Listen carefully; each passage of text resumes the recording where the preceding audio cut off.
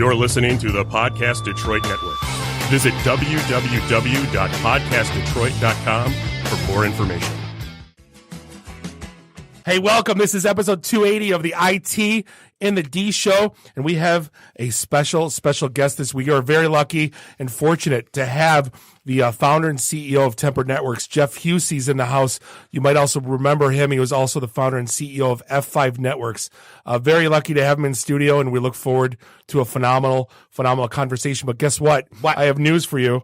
Palm is back. Do you remember Palm? I remember Palm. Like their device is called the Palm Pilot? But it's just Palm. Palm's actually, it's back and it's available on Verizon. It's a small practical companion device that syncs with your existing smartphone, so all your info is seamlessly connected. Palm is not a replacement for your smartphone, but it's got the same mobility and capability, allowing you to leave your smartphone behind so you can focus on what's in front of you. Do us a favor. Go to palm.com and learn more, and run to your nearest Verizon store and check out Palm for yourself. It's kind of cool. I mean, come on. These guys basically invented the PDA. They invented the PDA. Totally So, yeah. So and we all had 5 of them. And totally. Yeah. I had the Palm. I had the Palm Pro. I had all of them. Yeah. The pen. Yeah. The whole nine. So, but Dave, you know what? You can make fire when ready. Here we go. It is. We're at 280, so it's time for 1980. Be prepared.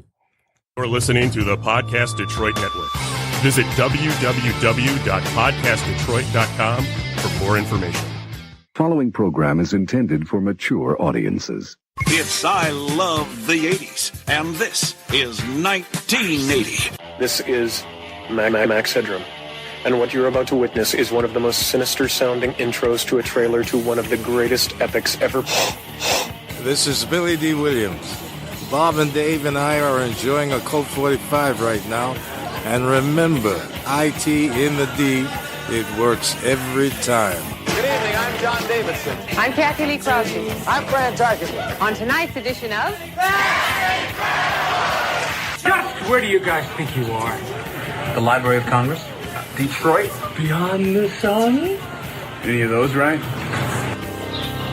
Take him to Detroit. No, not Detroit! No, please! Anything but that! No! You will never find the more wretched hive of scum and villainy.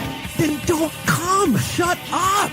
Ahoy, Floyd! Hi, this is Christy Swanson, and you're listening to the IT in the D show. And Bob and Dave touch my hoo-hoos. What is that? This is Twiki. He's your drone. This is Guilfoyle from Silicon Valley, and the only 2 guys I hate more than Dinesh are Bob and Dave. Suck it, guys. Discover Atari.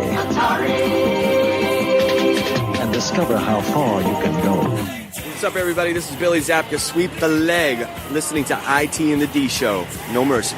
I may have to wipe the geek off. Are we at a break yet? Hey everybody, this is Ted DiBiase, the $1 Million Man. You're listening to IT in the D, and if you want to get your money's worth, stay right here. And remember, everybody's got a price for the $1 Million Man. Bring me the boar worms. No! Not the ballworms! Hi, I'm Ernie Hudson, and you're listening to IT in the D. All you nerds out there. Nerds. Nerds! What is a nerd? Hi, this is Ogre. You listen to a bunch of nerds on the IT and the D? Nerds. I'm a nerd, and I'm pretty proud of it. Hey, Detroit, this is Anthony Michael Hall. You're listening to my buddies Bob and Dave on IT in the D. No, I am your father. Hey, what up? This is Jay Muse, and you're listening to the IT and D show. Snooch to the nooch. Listen, Muse, Snoogans. Surely you can't be serious. I am serious. And don't call me Shirley. This is Scott Steiner, Big Pump. IT and the D show is your hookup. Holler if you hear me. Hungry Hippos is the name of the game. And whoever hippo gets the most marbles wins. Playing Hungry Hippos! This is Robert Hayes, Ted Stryker to my mother. When I'm not hanging out at the Magumbo bar, I'm listening to the IT and the D show. It's worse than Detroit. Is there such thing as a meat hangover? I love my Monday meat steak. Hey folks, this is WWE Hall of Famer Hacksaw Jim Duggan, and you're listening to the IT and the D show. Tough guy. Ho! Hi, this is Kelly LeBrock from Weird Science. So, Bob and Dave, What would you little maniacs like to do first? We're waiting. The question isn't what are we going to do, the question is what aren't we going to do. Ludicrous speed! Sir, had you better buckle up? Buckle this! Ludicrous speed! Go!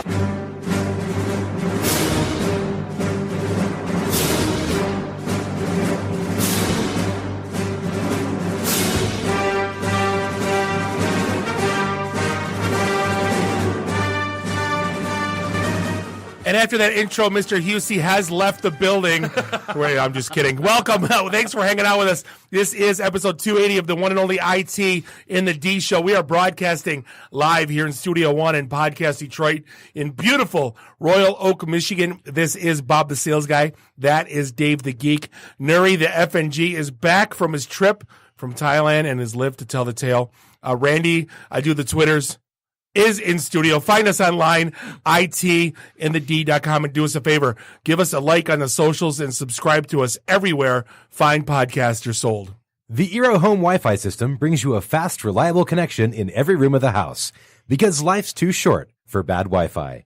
The second-generation Eero and Eero Beacon allow you to build a Wi-Fi system that's more perfectly tailored to the home than ever before. When you add Eero Plus, you'll get total network protection with the ability to block malicious and unwanted content across your entire network. By checking the sites you visit against a database of millions of known threats, Eero Plus prevents you from accidentally visiting malicious sites without slowing anything down.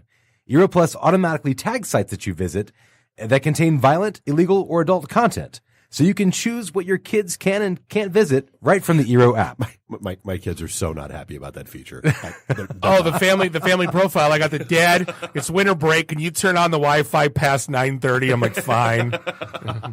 You can also get rid of annoying ads and pop-ups on all your devices. Ad blocking improves load times for ad-heavy sites, so you can browse and stream faster than ever before. You know, I think the best thing that happened to my Wi-Fi was when I installed my Eeros. Yeah. Like, I had spent $1,200 on some high-end Netgear stuff, sprinkled them around my house, kind of janked together some kind of... Surely that'll solve the problem. No, it won't. And don't call me Shirley. No, yeah. you really need something that is truly built for mesh networking. Yeah. It's so stupid easy to set up. You basically plug them into outlets. I did it, for crying out loud. It's so easy, a Bob can do it. You pull up the app, and it's like, bing, bing, bing, updating, and then all of a sudden, you're online. My entire 6,000 square foot house is covered by 3 of these things. I haven't rebooted mine in, 2.5 years? Yeah, I haven't either. It's incredible. Like, think about electronics in your house. How many times you got to reboot? I have to reboot my microwave. I mean, come on. Get $100 off the Eero base unit and 2 beacons package and a year of Eero Plus by visiting Eero.com/ITInTheD and entering code ITInTheD at checkout. That's EERO.com/ITInTheD and code ITInTheD at checkout. Yeah, one of my coworkers was complaining. His kid was like during break bitching about glitching. Yeah. And I'm like, you got to take a look at Eero. He never heard of it. And he thanked me the other day. He's like, man, my kid's happy. Yep. They were painless. There's no pain. How much pain was there? How much pain? There was no pain. Was it T-pain? Yeah. It was, no? No, he did not have his voice changing during the process. No, but it's like I said, the stuff's pretty flawless. So. It is. It's amazing. Hey, don't forget, mark your calendars. This Thursday, we are not going to be at Embrew. We are going to be over at Selena's up the street. We'll be there from 5 o'clock until whenever. Come hang out. The usual shtick. No agendas, no sales pitches. No nothing. Just come hang. But like if you take a look, pretty much the whole entire year for Detroit and Royal Oak is plotted out. We're swapping between the Detroit Shipping Company and Embrew pretty much the entire year except for January. So definitely keep your calendars updated as we move along. And last week's Ann Arbor meetup was fantastic. We had more people than we've had at any event, and there were a lot of new people. Awesome. Yeah. And that was like Jan 4 too, wasn't it? That was like right after January break. 8th. We skipped the day after New Year's because we figured nobody would be there, but it was last week on the 8th, and it was that sounds right. Amazing turnout at Haymaker Public House. Last week had to have been the hardest week for work. Something must have been going on because every bar we went to happy hour on Friday, you could not park 3 blocks of Public House. Yeah. And then Saturday night, Rogers Roost had more parties going on. It was like a 98 Red Wings hockey game. I've never seen it that packed in my life. And I'm like, what is going on this week? And then we went to Tipsy McStaggers after that, packed. You couldn't get a seat. Like you couldn't park. Everybody's sad from having gone to go back to work. I know they needed a drink. The pent up aggression from the reinvigoration of the hatred of their job. Yeah. I found also that a lot of companies have their holiday parties after January 1st because for retail folks, busy sales season, anyone in the hospitality, I've run into all kinds of corporate parties the last couple of days. Right. Being out and about. So yeah, I know bars are having their Christmas parties now and all that, but there's something this week. Dave, can you do me a favor? Wow. Cue up. It's been about since last time at Slow Roll when I've gone on a good old fashioned rant. And this week I've never been more fired up in my life than I am right now. You got me? So let me get this straight here. This entire week I've been getting a phone call every 2 hours with a voicemail. Hello, I'm calling again from retailriches.org. I called last week about our work-from-home positions using Amazon and eBay. We have 12 positions left in your area starting at $23 an hour. Go to retailriches.org. Sometimes it rings once. Sometimes it doesn't ring at all. Sometimes it's restricted. Sometimes it's 616 area code, 231-586-810-248. All from Michigan, all telling me to go to retailriches.org and make $23 an hour being an Amazon sales representative.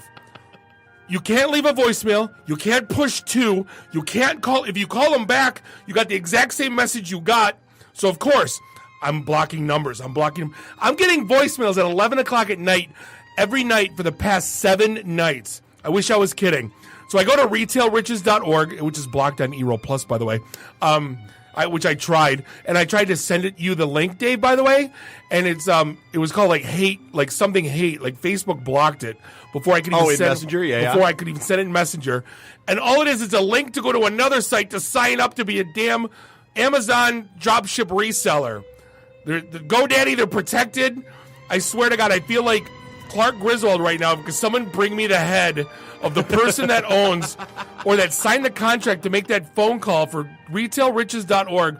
I will buy you a case of the most expensive, I don't care what you like. This is honestly, I've been spam called before. I've been called a lot. This is the most egregious, aggressive garbage that I think, literally 11 o'clock at night. I just got a voicemail 2 minutes before we went on air tonight.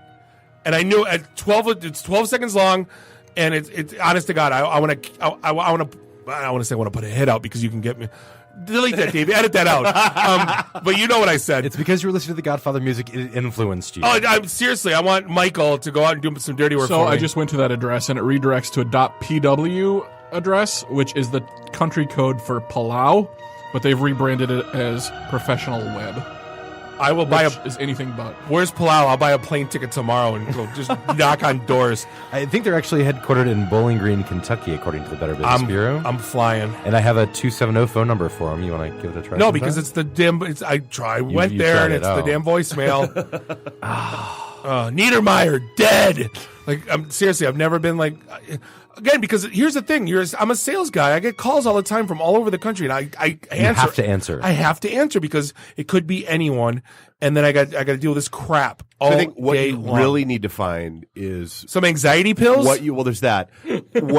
Find out what list you wound up on or what you bought. Because you guys aren't getting these calls, are you? No, I'm not. No, so never. it's something you bought puts you in there. All I buy is Amazon and crap at Meijer. I don't buy anything else.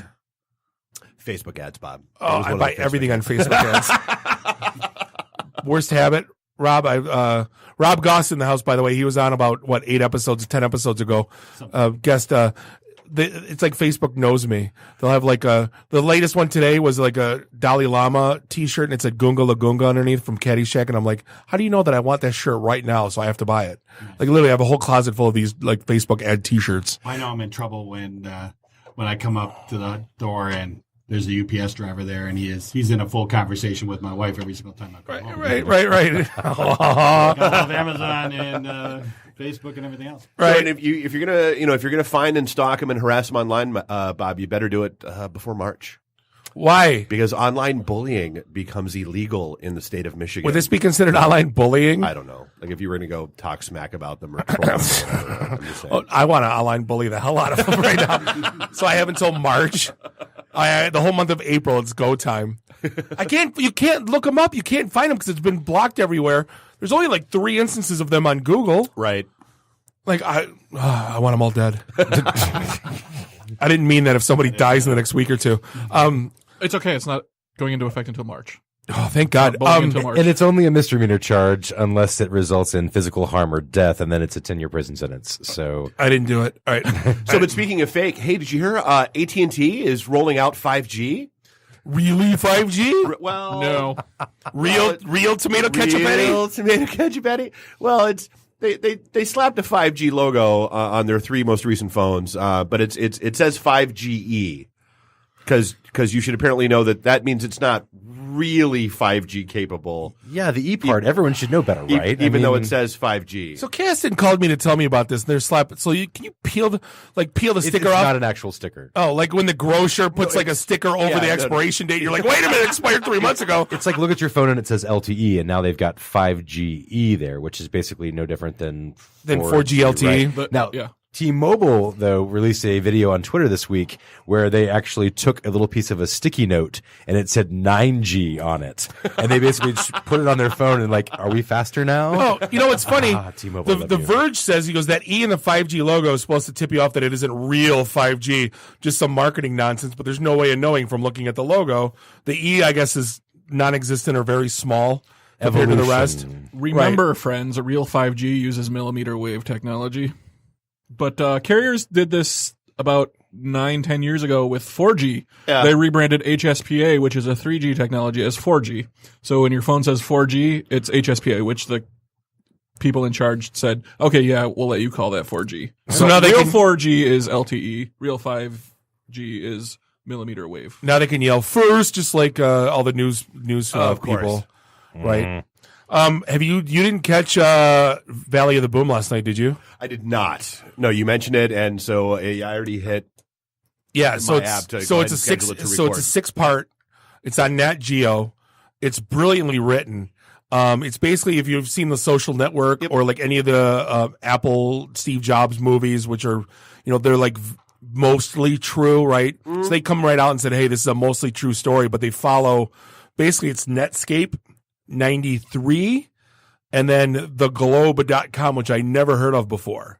But they have it's amazing. They have everyone back, all the CEOs from Netscape, which were older guys at the time, but they had a 24-year-old. There's Steve Wozniak from Netscape was like this 24-year-old wunderkind named Mark Andreessen. I was just going to say, right, but he wouldn't go on the show. So the actor that portrayed him going, hey, because they were interviewing as the story was going on. They were interviewing the people going, it's kind of like the Rick James Chronicles, or like cocaine's a hell of a drug. They pan to Rick James and he would, corroborate the story.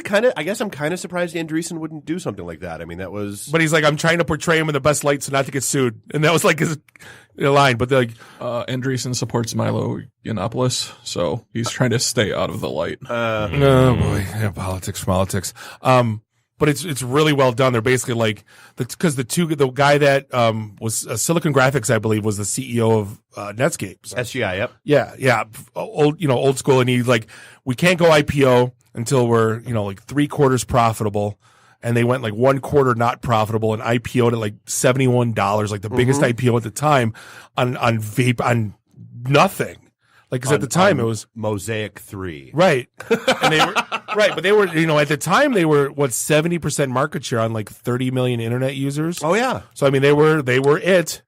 Well, then you had, the NetSuite, which was all of their server apps and all that kind of fun stuff that came along with it. But the best is they showed like the boxed software that they had to, because people couldn't see it. Like, they needed to be like I probably still have the instruction box. I'm sure I do. But like that's the kind of thing that I was a moron and would have kept. Right. The VC firm wasn't an internet. Yeah. So they're like, I need to see it. I need to touch it. Yeah, there were no internet VC firms at that point. But like the globe.com, which was interesting. I never went on that site in my life. I have no idea what it was. I remember it. Yeah. Yeah. But it was like a poor man's, if you go to it now, it's just a Wikipedia page on their story. Yeah. But because I went to it earlier, but it's basically like a poor man's, it was an early AOL Reddit /portal / community. Yeah. So it was like the first social network, yeah. like the way they portrayed it. But like, I guess they had a guy going, your chat sucks. Can I rewrite the code for it? And like basically that's how they made their mark. Oh, and that I was gonna say that's how most people got to know them, because like back in the day, if you went to like a website that had a chat room, odds were good they were using the Globes. Right. No, just some guy going, "Hey, I'll give you." But then the weird part is, so now they're following the guy that started or founded Pixelon. His name was it Fenn? His last name was Fenne. Mark Fain? Okay. And it was Steve Zahn's playing him, so you can't get past that. And he had blonde curly hair like the greatest American hero, so it's hard to get past that. But I guess he was just like, he was an ex-con, changed his name, basically got with a guy who was like a coder and just wanted to do this stuff for fun. And they started Pixelon. The guy had like, my buddy wants to watch horse racing when he's at home and wants to do it over dial-up, and created a compression algorithm that could let him watch the track when he was at home. So he's like, you know, it basically was as big as a stamp, they were saying, but it was still moving pictures for that time. It was, because you remember those stories I was telling you about Pixelon? Oh yeah. When I was sitting in that data center in like 97, and I had a 100 meg handoff to the core switch and one hop to the Chicago and New Jersey naps on OC12s. I'm watching 500K because we're watching our MRTG graphs. I'm looking at a 500K per second Kiss concert, full screen in 97. Yeah. Unheard of. But I didn't finish episode 2 yet, but that was like, they're following him also. Phenomenally done. Definitely have to catch up. Yeah. Nat Geo, 6 episodes, set your DVR. Yeah, good. It's fun. So anyway, what else is going on? I think my story this week for biggest miss opportunity for mischief goes out to a hacker in Queensland. In Australia, Australia. So basically this guy was able to compromise Australia's version of the national alert system. Yep. So he's in there and he sends a message to the entire country. If it was you, what would you send, Dave? Text, well, and this message goes to cell phones, landlines, and pagers. So it's like an Amber Alert, right? The entire world. But that's the thing, listening. Like the TV too, where it's like that one. Oh, yeah, like, it hit everything. So if you had control, what would you send? God. Aliens are invading. That's not a bad one, right? I would do like because here's the thing: that's a lot of power. So if you do like some aliens are coming crap, like people are going to jump out of buildings, right? That's too much. Yeah. And if you go too late, like I farted or something, that's kind of stupid and it's not worth the effort. Yeah. I don't know where I would go with that. I'd go with the all your base. All your base. God, no, 'cause people would jump out of buildings. You want that on your hands? People would jump. Dude, like the 6 people in Australia that would get the reference would laugh, and the rest of the people would be like, huh? What's this? Dude, the War of the Worlds, man. How many people killed themselves on that? That was a radio show. Oh, yeah, I'm not going to. People are dumber now. Rover's landing. So what did this guy actually send? I'd love to know. EWN has been hacked. Your personal data is not safe. That's weak. Trying to fix the security issues. Email if you want to unsubscribe, and then he tagged it. Yep. That's weak. It's great, but it's weak. Missed opportunity of the millennium. Yeah. Like you could have went.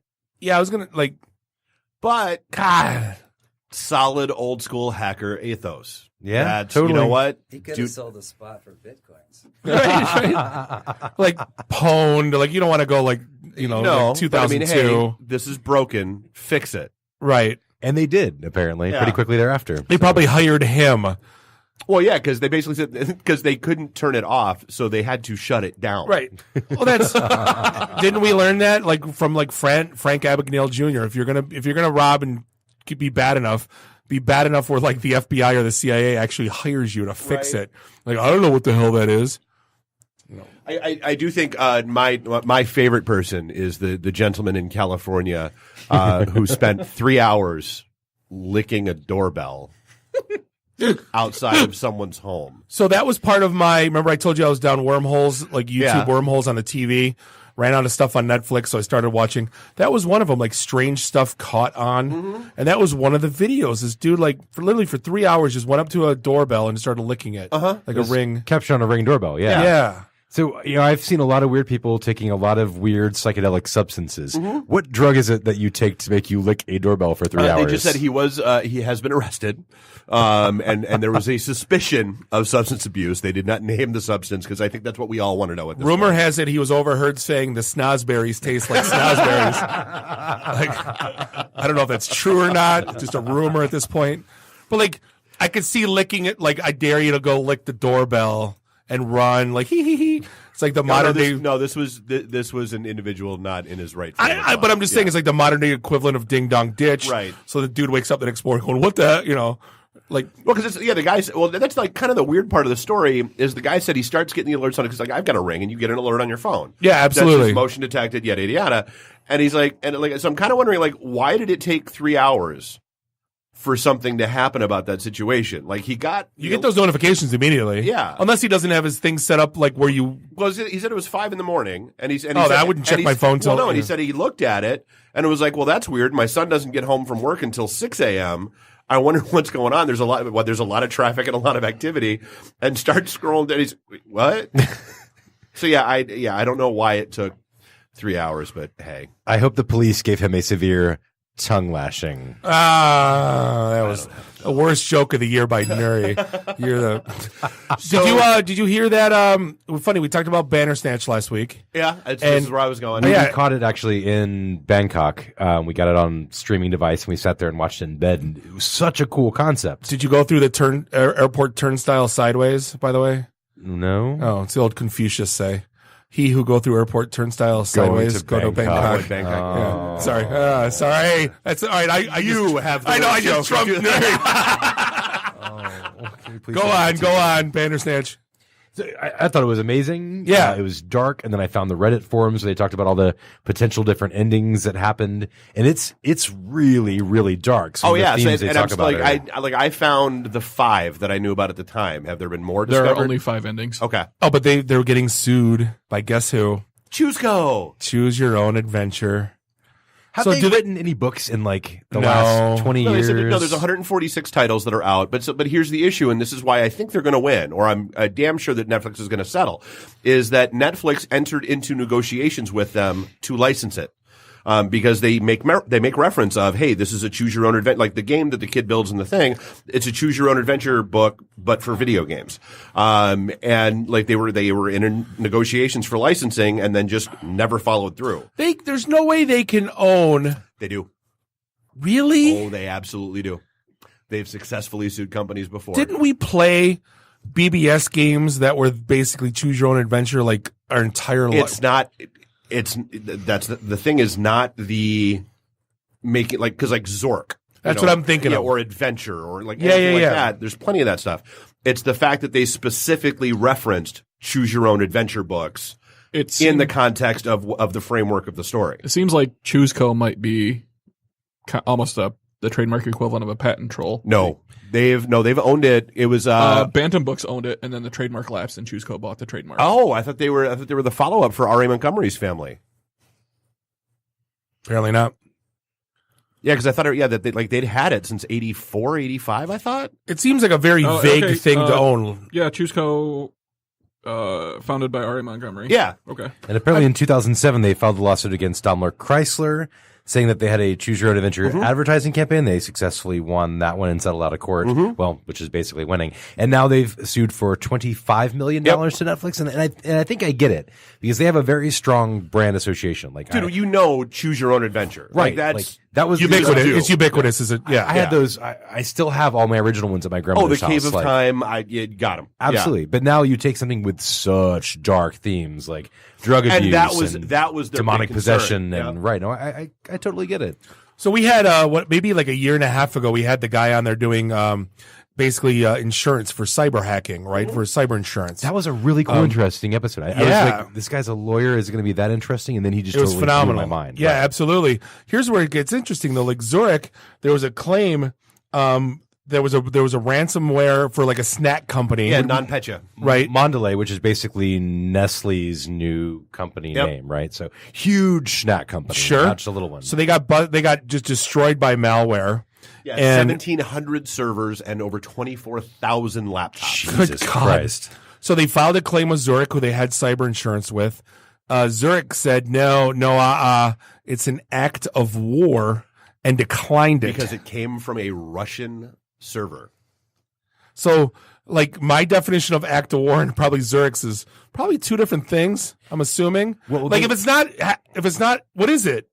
Like, if it's not a hack, what the hell is it? Well, they had the specific clause said that it covered all risk, physical loss or damage, physical loss of damage to electronic data, programs, software, including those caused by malicious introduction of machine coder instructions.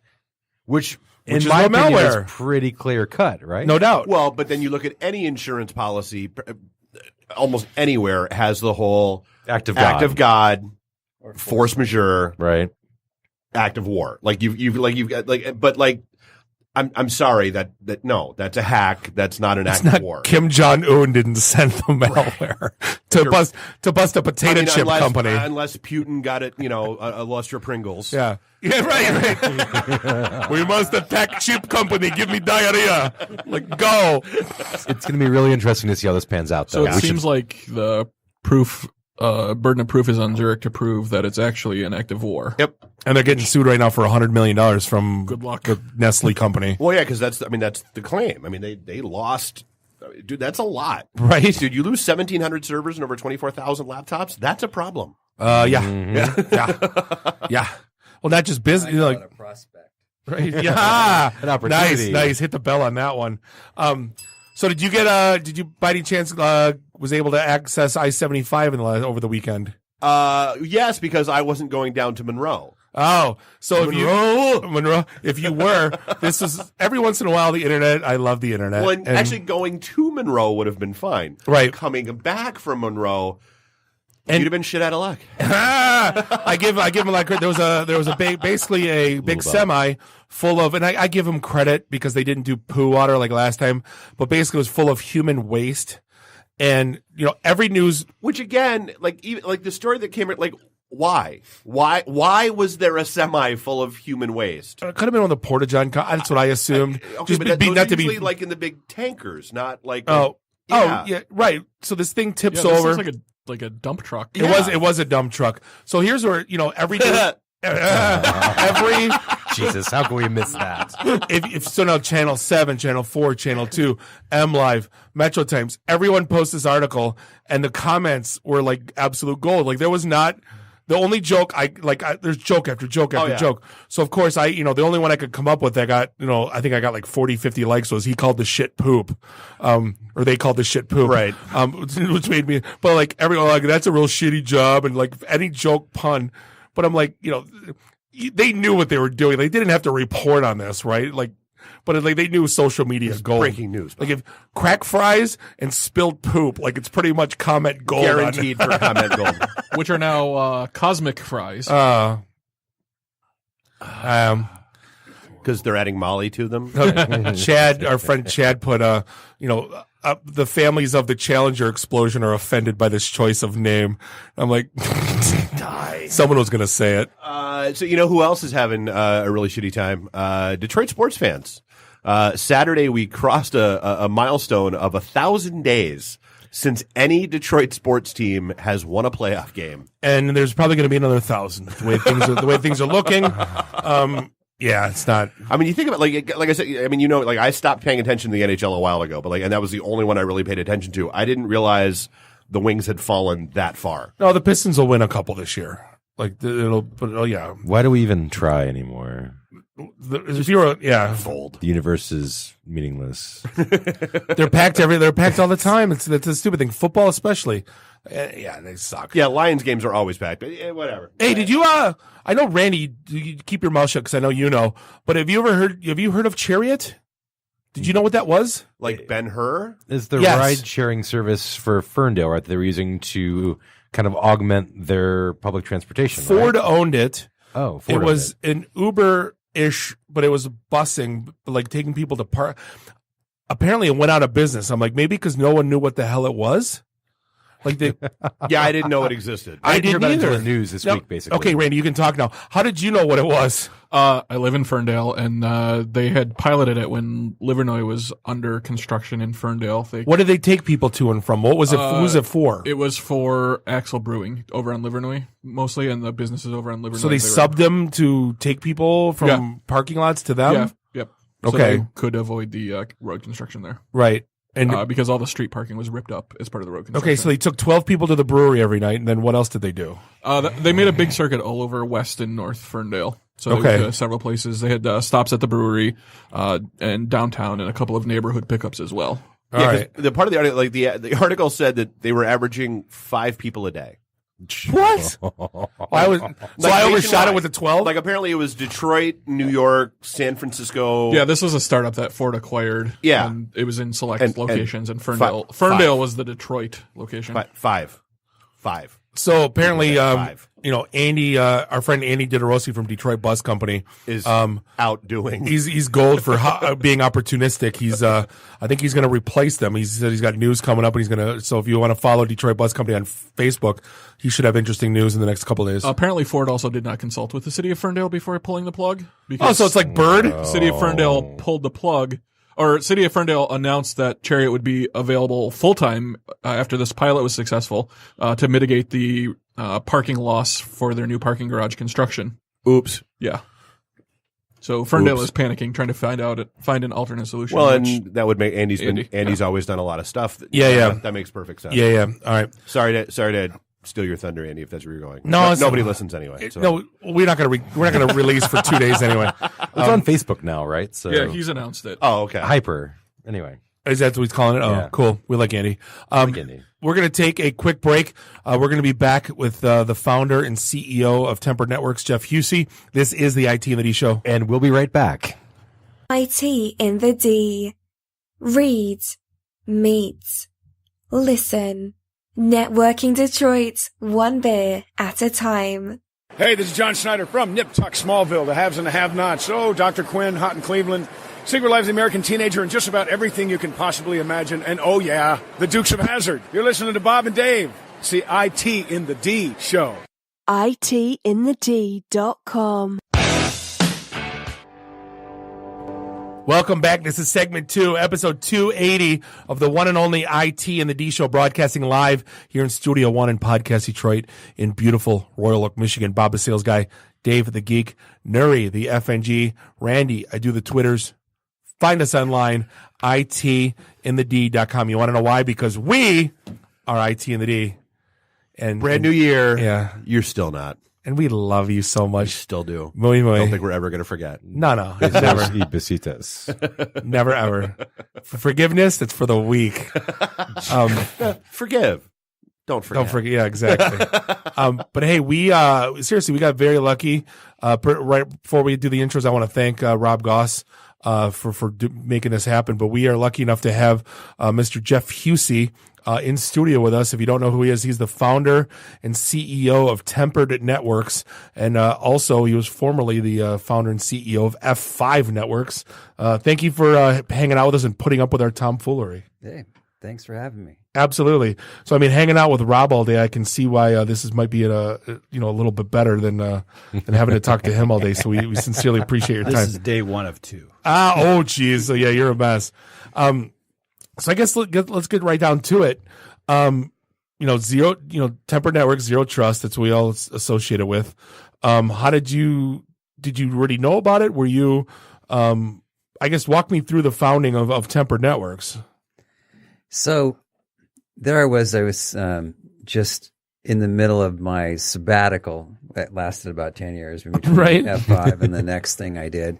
And a guy who used to work for me called me up and said he'd run across this technology in his just, being in the tech business. And he didn't have any idea what to do with it, but he said, yeah, you should take a look at it. And I did. And the technology was a group of guys who had worked at Boeing. And while they were at Boeing, had solved a problem that was pretty acute from Boeing's perspective. Like I said, or like you said, we live in Seattle, or the company lives in Seattle. And right. Actually, I grew up just, actually about 1.5 miles from the Boeing plant where they make 757. So Everett. I grew up in Everett. And so Boeing they have this enormous building, and how they made airplanes was that they would just take the fuselage and they would park it in the middle of the factory. And then they would build a network of robots and riveting machines and other kind of tools that they used to assemble the fuselage. And that's how they did it. When they came out with the 777, that was a good airplane, and they had orders for more than they could produce. And so what they did was they came up with this notion, well, we'll do it mobile. And what they did was they built these enormous carts. They're about the size of this entire building here. And they put the fuselage on the cart and it would creep down the factory floor a few inches an hour. And that's how they would build the plane. And the robots would roll alongside the airplane. But what it meant was that all those things that they used to build the airplane could no longer be in their own little wired, air-gapped network. They had to be on the corporate Wi-Fi network. And they needed to be secure because Boeing, you know, the World Cup of state-sponsored espionage and recreational hacking. Right. You know, hacking is not just a business, it's a sport. True. And so they needed to be able to, you know, secure all those devices, plus make them easy for mere mortals like the people who were assembling the aircraft to, you know, operate. And so that's what was the requirement for this technology that got built. And so these guys built it, and then they revised it, and it got deployed, you know, more widespread throughout Boeing. And then Boeing, for whatever reason, said, yeah, we're not in the software business anymore, so why don't you guys leave and commercialize it, and we'll buy it back from you. And so they did. Oh, okay. Yeah, no kidding, right? Yeah, okay. So that was like circa 2012, and you know, it's not so easy starting a company, and these guys were engineers, and so they were looking for help, and they found me, and I was really interested in this protocol that I had previously not known of. And so I went to the store and got the book and read about it, and like, wow, this is interesting. I mean, could change things. And then I did some more research and decided to like try it again, because I mean, it's a big deal. This is actually secure. I mean, like right now, networking and security is kind of like assembling an aircraft if you're thrown out the back of one with some parts and you need to plug it together before you hit the ground. And if you don't, it's not good. And here's so some silk and some thread and a backpack and an avocado parachute. I don't have much time here. Right, and that's kind of like modern networking. It's like let's see, the last big change to TCP/IP was in the 90s. Yeah. And so well, and I think that's the part that, and we talk about it on the show all the time, but I think that's the part that people just don't get and don't understand, is that that protocol was never designed for what we use it for. No, I've met Vint Cerf. We quote him. Like, he says, if we were to do it again, we'd think a lot more about authentication and mobility, which they didn't. But, I mean, naturally, back then, computers were way bigger than this room. Mobility didn't exist, yeah. Well, and it was academic sharing papers. Right, routers were like the size of refrigerators, and they were connected to... the size of office buildings in Japan. Right. Right. And they were connected to, you know, missile silos and universities.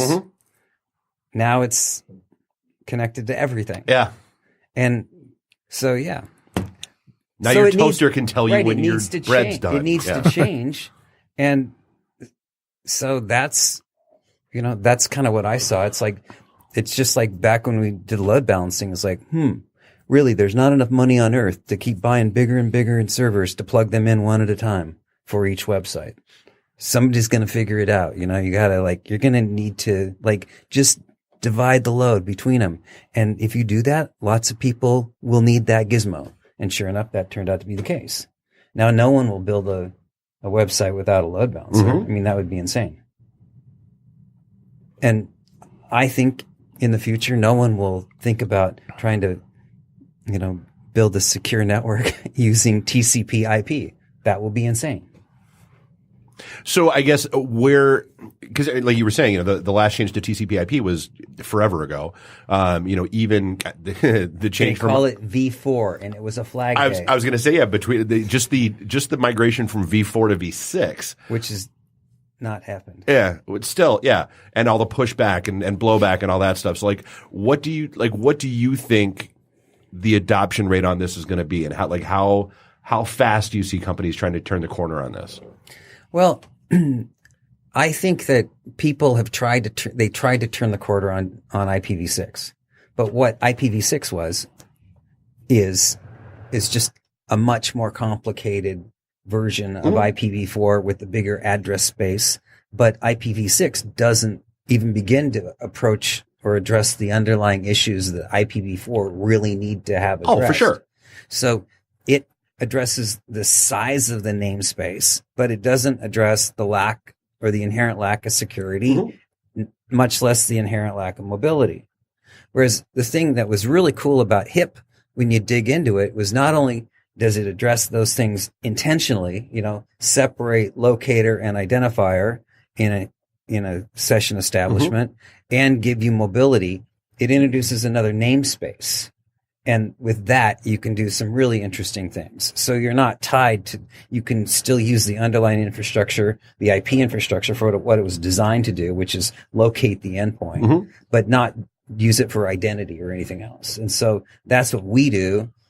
And then we add some software that does the things that people toil over endlessly now, but we do it in software, which is appropriate. And so that changes the game a little bit in terms of, the level of effort to create a modern network that's relatively easy to administer and create and is mobile. So, from a topology standpoint, the modern network, we've talked about VPN being replaced. Are you talking about replacing the old security stack, like firewalls, intrusion detection? What's going to stay in this modern network? The wire. That's it. No, okay. Yes.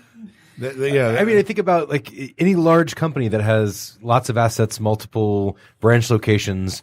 Just think of the size of the team, the hundreds of employees that they employ, and probably dozens of security products to keep those secure. Yep, this at basically least solves all of that with one or two products. I think last time we talked about this, your firewall rule could basically say deny everything. Inbound. Yeah. Deny everything inbound. Well, right. But what do you want to solve the problem with a bunch of products, or do you want to fix the problem? Right. And so that's the difference. Look, I actually didn't come out of the technology business. I came out of the finance business. And so I look at this from an economic perspective. There are some enormous businesses that are based on proliferating the way we used to do things. Mm-hmm.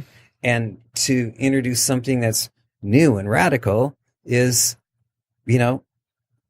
internally in big businesses, they talk about it, cannibalization of revenue. So you'll never get that in a big business. Only a new business can bring you that. It's the innovator's dilemma. The disruptive, right? And so, the guys who are running the network cartels are not going to run down to the store and get the HIP book and read that and say, damn, if we only did this. This is a great idea. We could sell all of our stuff for 90% less than we currently do. And what happens to that ecosystem, right? It's like, we would all like to have the flat tax, except all the accountants, and all IRS. the lawyers, and everybody else, and the entire IRS, lots and lots of money, meandering through the arcane tax code, just like and I think that secure networking is not much simpler than the tax code. It takes, but there's a huge infrastructure that feeds off it. It's unnecessary. I'd agree. So HIP is like the flat tax for secure networking. I like it. So if I'm a large company and I want to convert to HIP, what does that look like? Does this mean I'm cutting 80% of my security staff? Does this mean I'm saving millions of dollars in product ecosystems? How does that conversion look like if I wanted to roll it out? That's idealistic. I think, practically speaking, networking and security professionals need to get used to how things work in a different paradigm. Mm-hmm. Just like, the whole world didn't start buying online instantly, and everybody's not doing everything using a shared economy. People don't naturally human nature dictates that that's not the way things happen. True. But what we do is we see somebody and they're like, wow, I don't even believe you. Like I'll go on a sales call and somebody will say, I'll give them a pitch. I'll give them a demo. Like, I don't believe you. And I say, are you kidding me? I don't have to work this hard. I mean, this is difficult to start a company and to get people to adopt an entirely new way of doing things. And they're like, okay, I get that. And then, but this changes everything. So for us, I mean, we all come out of the business where we have sold point products. Mm-hmm. Like we've sold routers and switches and load balancers and firewalls. Boxes, yeah. Network access control and IDS and IPS and all of that stuff. What HIP is, it's not a point product. It's a design win. I mean, it's a different way of doing things. And so people have to get used to this as a basic technology and that it scales and that it's going to be supported and all those things that they get from the current ecosystem. And so what we do is we find people who say, okay, I'm going to try it. I was like, wow, I'm doing the work that 8 people are doing over in this other division. Maybe I'm going to try it here. And then I'm going to try it here. And I was like, wow, this is, and then that's when we start to see, large scale rollouts. It's a $10,000 order. It's $100,000 and then it's much bigger. Yeah. Then it's org wide. Well, I almost see this as the same, 6-7 years ago. You had to stand up an application, and then the storage guy needed to call the server guy, needed to call the network guy, needed to call the security guy, and you got to open up this port, and you got to do that. Cloud comes out, now that gets shrunk by 1. Then hyperconverged infrastructure comes out, and that gets shrunk by 2, and now it's only 1 person doing it. I mean, am I wrong in that thinking on how basically it's just flattening out the org in terms of how you're securing now? It depends on the environment. So like here in Detroit is a part of the country where lots of things are made. I mean, in Seattle, it's very much of a digital economy, and that's the way it is in Silicon Valley, very much a digital economy. Here, it's a real economy where real things are built. And so that's, in our vernacular, we talk about operational technology, where there's lots of things. And over the years, those things have been connected to networks.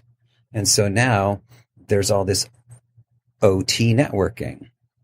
And so that has been very simple and not necessarily at all secure. I mean, in a lot of cases, it's been security by virtue of obscurity rather than any kind of technology introduced into those scenarios to actually make them technically secure. Mm-hmm. And so that's OT versus where things are connected, whereas IT is people and information are connected. So those networks are a lot more sophisticated with lots more stuff. And for us, doesn't really matter whether it's a sophisticated IT network with a bunch of, people and data, or it's an OT network with a bunch of things. Most networks are really flat.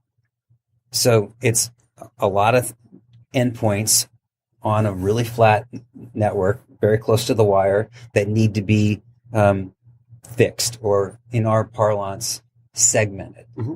to make sure that a person, either whether they're on the inside or the outside, if they maliciously get on that network, they can't go anywhere. And that's what we do. We facilitate that segmentation, meaning nothing is trusted that is not explicitly trusted on purpose can communicate. So basically your policy is deny everything except things that you approve of in advance. So if they're on the VLAN, or if they're on, no matter where they're sitting in the network, they're not going to discover anything else. That's correct. They're basically completely black holed. Correct. Now, my only what if I've ever had and I've ever been asked when I'm speaking with my network engineers is if an identity's been compromised. What does that look like? Like if somebody gets Bob W's corporate password and gets my 2-factor because I left a stupid note on my desk. Like what happens then? Is it, well, that's a physical security problem. Right. And so nobody in the InfoSec business can fix that. Sure. What we can do is explicitly, if that's identifiable, we can remove you or the or the attack vector faster than anything else. I mean, it's really difficult using, in modern age to get things onto the network in any kind of secure fashion. It's infinitely more difficult to get them off the network. Mm-hmm. Is it almost like work? I mean, I'm thinking just kind of taking that to the next step. You working with like something like behavioral analytics product that now if this user's been compromised, Right, if we can move from a physical, we can move the attacker into its own little sandbox. Sure. Retain the IP addressing space that's identical, and they won't even know they're in a sandbox. Yeah, because that's that's not. This isn't going to solve that scenario. I mean, because if somebody has your credentials, they have your credentials. They're you. That's what I'm saying. Behavioral analytics would look at that and see, hey, this user is doing the weird anomalies are happening with this user. What's going on? From an IP address that they never had logged in or whatever. Right? You follow what I'm saying? That's an interesting point. I'm going to just double click on something you said there about how hard it is to get somebody off the network. So say if you pissed off your boss and your boss fired you instantly. You know how long it would be to disable your email account, your NT login, your devices, all those things basically. And if it's identity based, it's basically an instantaneous decision, right? Correct. It's off. Well, Dell took about an hour with me, but and that's fast. I've worked at places that weeks would go by and we'd still have active people and systems that have been fired long before. Right. So we do a bad job at onboarding and offboarding in a lot of companies. Right, right. Wow. Hey, who's this user ID belong to? The sysadmin that hasn't worked here in 4 years? Well, so the interesting thing is that you definitely go to, that's the really complicated point. Sure. But in most organizations, that's their last worry. Right. So they're so much more porous, and they do not have the infrastructure and, the policies to maintain any kind of, rigorous trust between endpoints. And if they already have multi-factor authentication and all that other stuff, I mean, that's pretty advanced. I mean, I'm a sales guy. Back in the day when I was introducing power line networks, I got to ask what would happen if the power went out? And so this is welcome to my life, right? So now I'm in that world now where I'm asking the what if questions that totally are not, Now this is interesting. You bring it up from a user's perspective as the endpoint. This is not just for users, right? This also applies to my data center? Correct. It's for things. Anything. So server to server communication, server to SQL server, server to service. Correct. So we've got software that runs on servers, and then we have devices that attach to things that can't run software. I mean, the most important point, as an entrepreneur, you always have to be able to describe what you do to your mom. Sure. And so when I was starting this out, trying to describe to my mom what we did, it's like V1 was, Mom, it's basically the networking equivalent of Harry Potter's cloak. I put the software over the thing, and then it can see out, but nothing can see in. It's invisible. And so then we went through time, like, okay, well, I got that thing. Can you give me any more? It's like, okay, Mom. My parents are very, prim and proper and conservative. Mom, promiscuity. Promiscuity is not a good attribute in humans, and it's not a good attribute in networking protocols.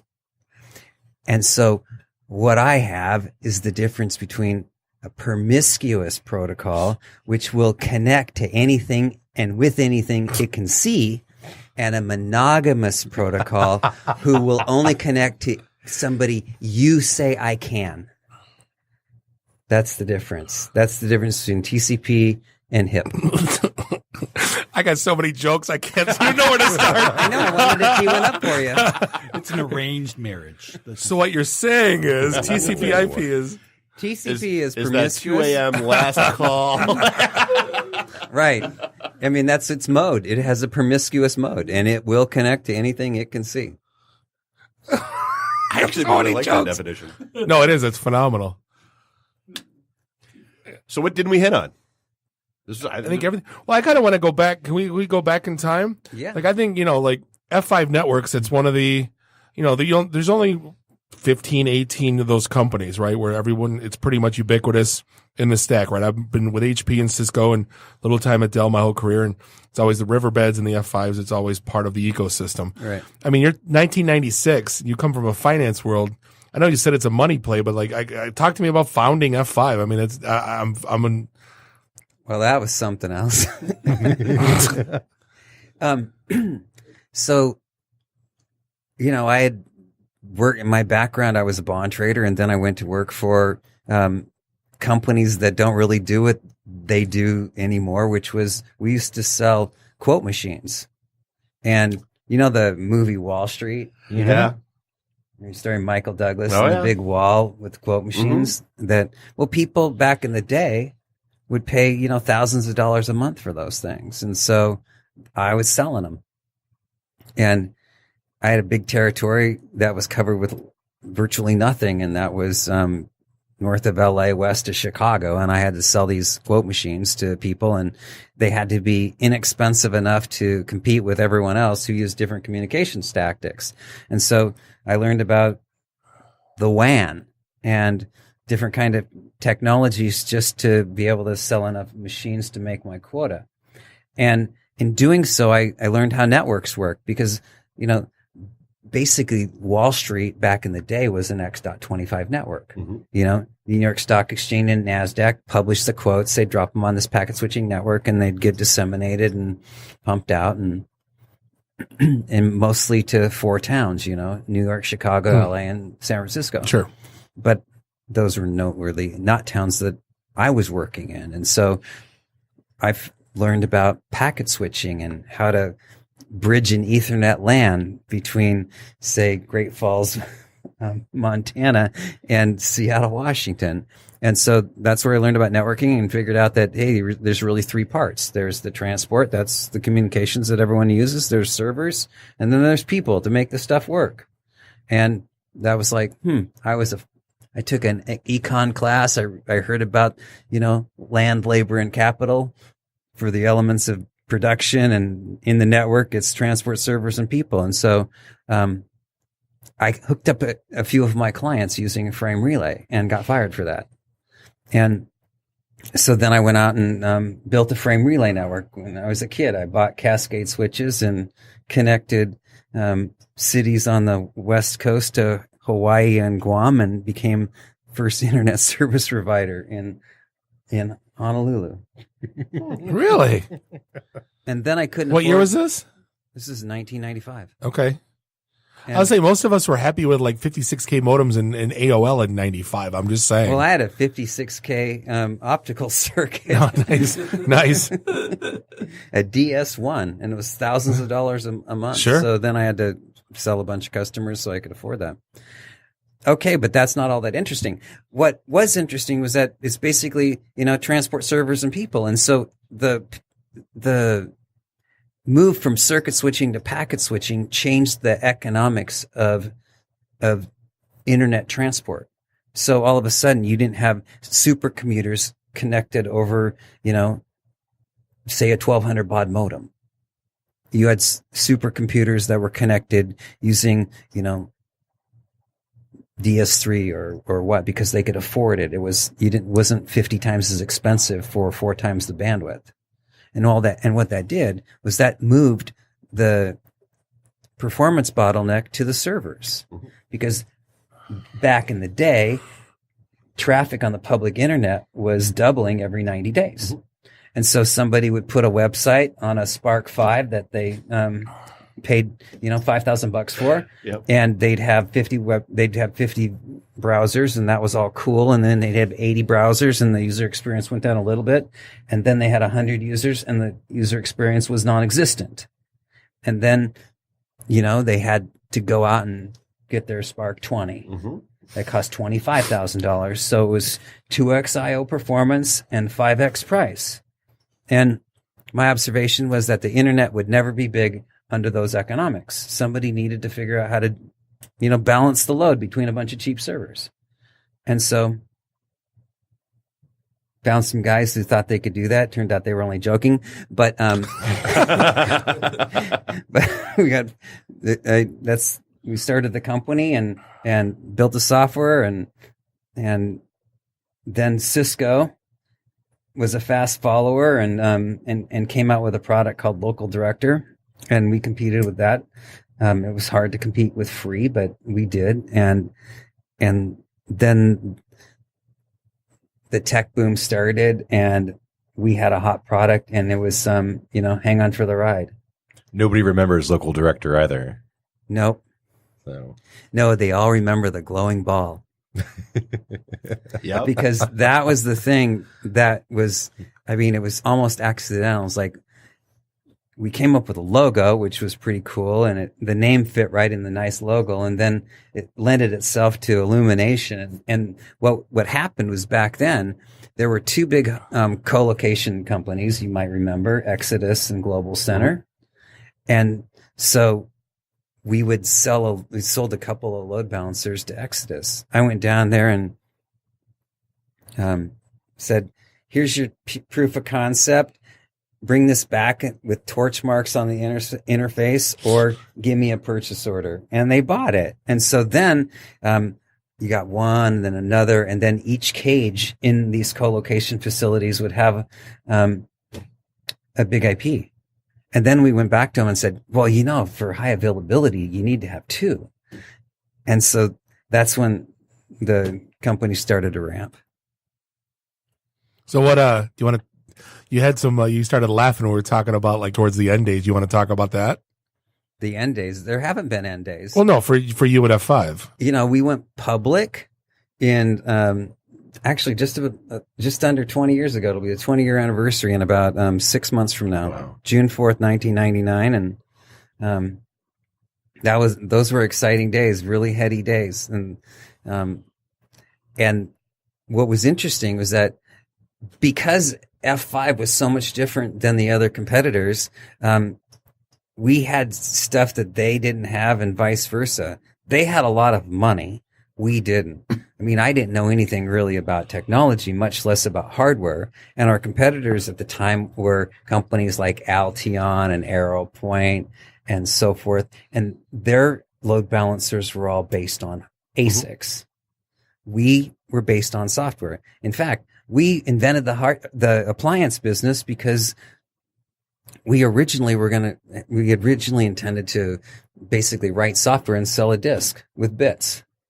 But it turned out that we learned we'd had to write device drivers for every little thing, and we had to write, different BIOSes for every little thing. And I was like, okay, for the price of one flight for an engineer, I can just send the box. Just drop a box. Know the box. Yep. And so that's what we started to do.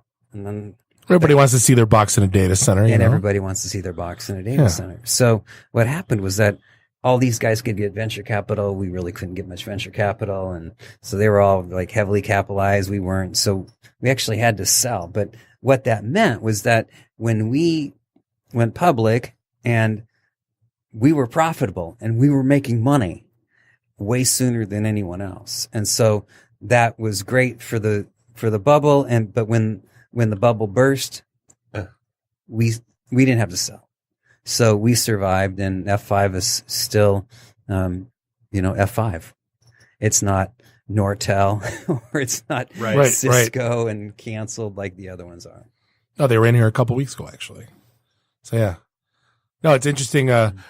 Interesting following all, this and that. But temperednetworks.com. If you're not familiar, definitely go check them out. If you're in the Metro Detroit area, Rob Goss is your regional guy, and y'all have a free trial going right now too, right? You want to talk about your baby? Yeah. Now this is actually cool. One of the hardest things about doing a technology startup is getting your stuff to work. And we talk a lot about simplicity, and a lot of people talk about simplicity, and a lot of people talk about, how their stuff does this or how their stuff does that. But ours actually works. You can go to our website, you can download some software, and you can put it on a bunch of different devices and create your own network. You can create your own Dropbox or Box.com for free, completely encrypted, completely owned by you on your own infrastructure, and really easy. No, so easy that the last time we were on the show talking about it, I didn't do it on the air, but as soon as the show ended, I installed the client on my MacBook Pro and on my phone. And within the course of about 3 minutes, I had them communicating back and forth against each other, which is strange because Verizon blocks inbound connections to mobile devices, right? So I was able to initiate an inbound connection to my cell phone from my laptop, and I was just blown away. Right. You can't do that. Right. And you cannot do that in conventional networking. No.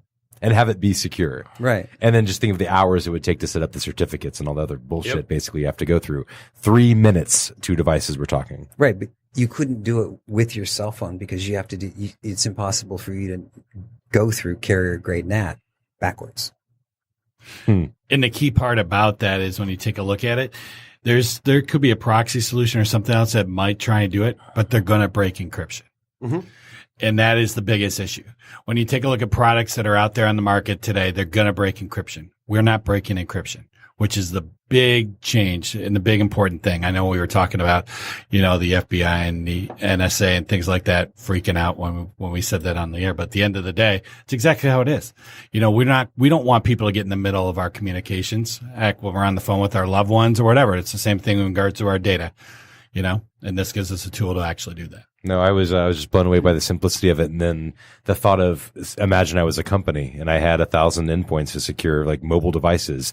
Like I drop a client out with MDM and I use SCCM to push it to my Windows machines. And then bam, I now have secure communication back and forth to my network. And it just blows my mind thinking about how easy it would be if I was a company to deploy that. And no inbound firewall rules. Mm-hmm. The interesting thing or the dilemma that we talk about and we see a lot was actually in RFP hell over the weekend. And always enjoyable. You got to love it. So right within the RFP, they were talking about what's the difference between connections coming from the internet, connections that are internal, and all the rest of this. Well, in a traditional means, there's different policies and securities that you have to set up. To us, it's all the same. It doesn't matter where you are because host identity protocol was designed to be mobile. It was designed to be portable. I'm going to laugh too. I'm imagining you sitting there responding to an RFP with a bunch of old school legacy, basically networking components in it. Like, so how does this work with the firewalls? And what is your schedule? I mean, like, this does not apply. This does not apply. Like, I just imagine from a sales guy perspective how difficult that's got to be sometimes. It was. Yeah. We talk about it a lot. I mean, this brings up an interesting question. Do you have to be careful on who you have this conversation with? Because I mean, if you're talking to the guy that administers the firewall and and you're saying don't need it anymore, then he's like, well, what do I do? No. So how does that conversation go? So to me, I would always have a firewall in there because it gives you something to turn off, right? But the policy is much more, optimized, if you will. One of the biggest issues that firewall managers have is the accountancy of what's going on. Traditionally, they'll write a rule because Joe Schmo needs a rule added to the firewall, and he might be done with it like within a couple of days, but that rule might still be there. So the accountancy on a lot of the rules that are built in a lot of these firewalls and the auditing isn't there as well. So this gives us the ability to be much more efficient on how we're allowing. And in most cases, firewall administrators, they hate to create a rule from a less trusted environment to a more trusted environment. And we're completely eliminating that piece. So we don't tell them to get rid of their firewalls. We say to get rid of most of their firewalls. So a gateway firewall, fine. But for internal segmentation, firewalls are the wrong tool. It's just wrong to use a firewall to try to, segment an internal application.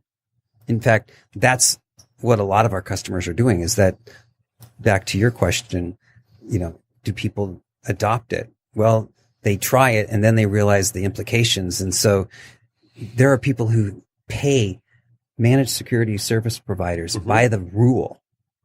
And so now they go, we've had accounts go from, 1,100 rules to 4. I mean, I probably have 500 firewall rules just to support the one technology that is in my sphere of influence. Right. And so either they'll reduce their rules by 90+% or 99+%, or they'll just eliminate the internal firewalls. Fewer products give you better security.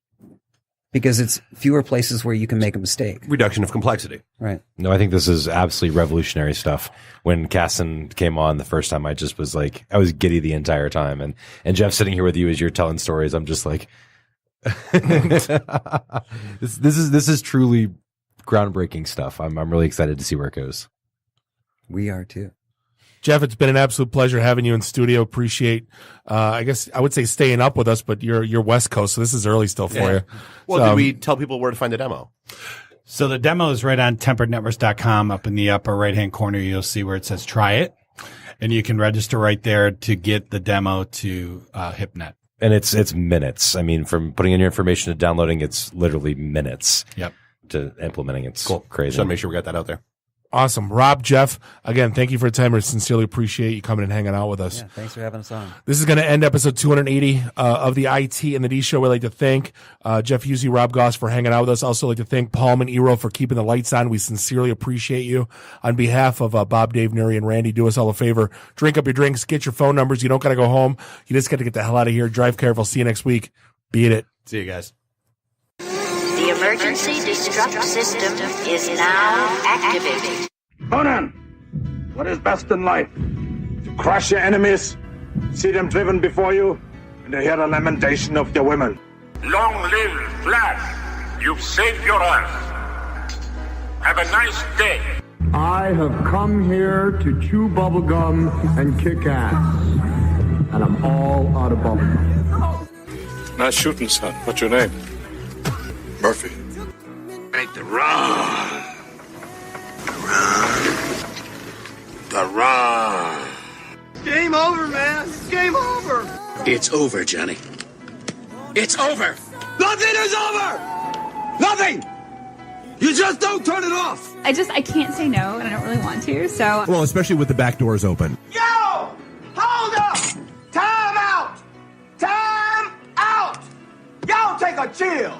You need to cool that shit out. And that's the double truth, Ruth. Bob loves it in the can. I hope this was as much fun for you as it was for me. That's why I like it in the can. Joe, own the truth.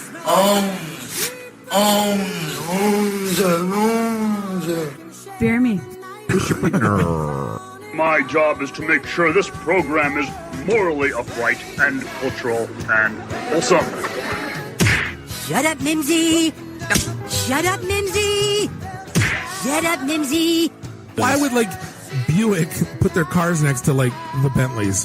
Why? That's not marketing. The alphabet. It's brilliant. Yeah, I can't take that position.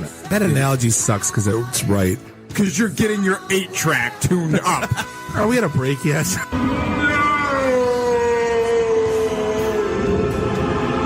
Yeah, so now I'm just doing stupid stuff to make me laugh. Venture capital is not the end game. When are we going to talk about me? Jane, you ignorant slut. It's my show. I can say what I want. Kiss my ass, go home, unplug, get off the goddamn internet. You are everything that is wrong with the internet right now. You're so white right now. I'm the whitest guy in the room. Just explain it to me. I love this city. I was banging on the wang. Really? Should we talk about this? Tag team it. Should I keep going or should I stop? Can I just say, it's been great being on a show that talks about Mickey Rooney dying for 20 seconds and then poop for 10 minutes.